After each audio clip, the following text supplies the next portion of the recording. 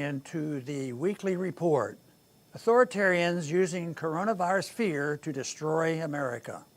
A Fresno, California waffle restaurant dared to open its doors for business this weekend to the delight of a long line of customers who waited up to 2 hours for the privilege of willingly spending their money in a business happy to serve them breakfast on Mother's Day. This freedom of voluntary transaction is the core of what we used to call our free society. But in an American paralyzed by fear, ramped up by a mainstream media that churns out propaganda at a level unparalleled in history, no one is allowed to enjoy themselves. Thankfully, everyone carries a smartphone these days and can record and upload the frequent violations of our constitutional liberties. In the case of the waffle restaurant, thanks to a cell phone video, we saw the police show up in force and try to push through the crowd waiting outside. An elderly man who was next in line to enter was indignant, complaining that he had been waiting 2 hours to eat at the restaurant and was not about to step aside while the police shut down the place. The police proceeded to violently handcuff and arrest the man, dragging him off while his wife followed sadly behind him to the police car.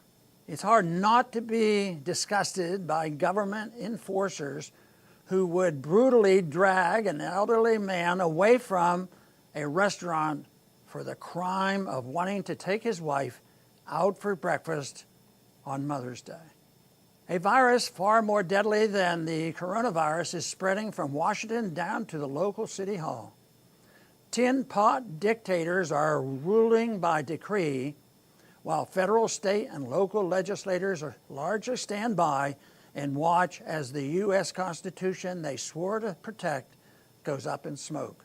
Politicians with perfect haircuts issue executive orders that anyone cutting hair for mere private citizens must be arrested.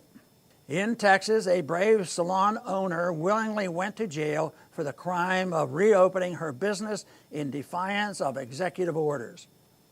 To add insult to injury, Governor Greg Abbott very quickly condemned the 1-week jail sentence of salon owner Shelley Luther. But the officers who arrested her were only carrying out Abbott's own orders. First, we were told he had to shut down the country to flatten the curve so that hospitals were not overwhelmed by coronavirus patients.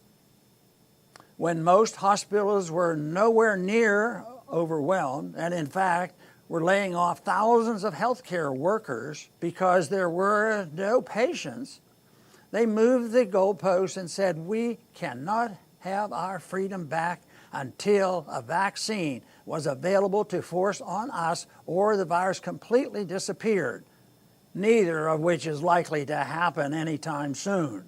Many politicians clearly see the creeping totalitarianism but lack the courage to speak out.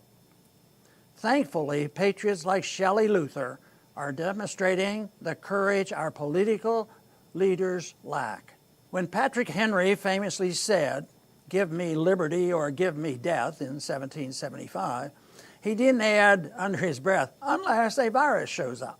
If we wish to reclaim our freedoms, we will have to fight peacefully for them. As Thomas Paine wrote in 1776, "These are the times that try men's soul. The summer soldier and the sunshine patriot will, in this crisis, shrink from the service of their country. But he that stands by it now deserves the love and thanks of man and woman." Thanks for listening.